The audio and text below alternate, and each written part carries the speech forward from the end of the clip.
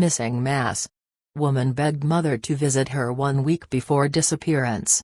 Missing Massachusetts woman Ana Walshe begged her mother to visit from her home country of Serbia a week before the realtor vanished on New Year's Day, a new report revealed. Milanka Ljubicic, 69, told Fox News Digital that her daughter's pleas to reunite around the holidays has led her to believe there were some problems in Walshe's life. She just said, "Please, Mama, come tomorrow," said Ljubicic in a Monday interview from her home in Belgrade, Serbia, and later translated to English. Which means that clearly, there must have been some problems. Walshe, a 39-year-old mother of 3, went missing on January 1 after her husband, Brian Walshe, claimed she was on her way to the airport to travel to Washington, D.C. for work. She was reported missing on January 4. Brian Walshe was arrested for allegedly misleading investigators probing her disappearance and was arraigned in court Monday, where he pleaded not guilty. Ljubicic told Fox News her daughter texted her on December 25 to come into Washington the next day, but she said she couldn't get herself together in one day. She said she suggested traveling the following day and then in early January, but her daughter told her she didn't have to. "And now I can't forgive myself for not just letting things fall where they may, and just go. And whatever happens to me, happens," the worried mother said, noting there was no reason given for Walshe's urgency to see her. Ljubicic told Fox News her daughter also tried to call her around midnight on December 31 and then shortly after, but both phone calls were missed. Walshe then reportedly called an older sister, who was asleep, and her maid of honor, who didn't hear the phone due to loud music.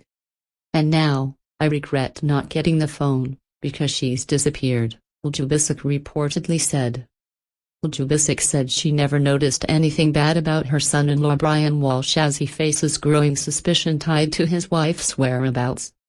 The husband's internet history indicated he searched how to dispose of a 115-pound woman's body in the days surrounding her disappearance, according to a CNN report.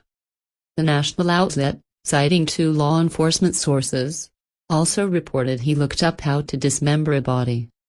Investigators also found blood and a knife in the Walshe's basement, said Assistant District Attorney Lynn Belland in court Monday. Walshe is currently being held on bail after he was charged with misleading a police investigation. He's accused of lying about his movements around the time his wife went missing, but has not been accused of being behind her disappearance.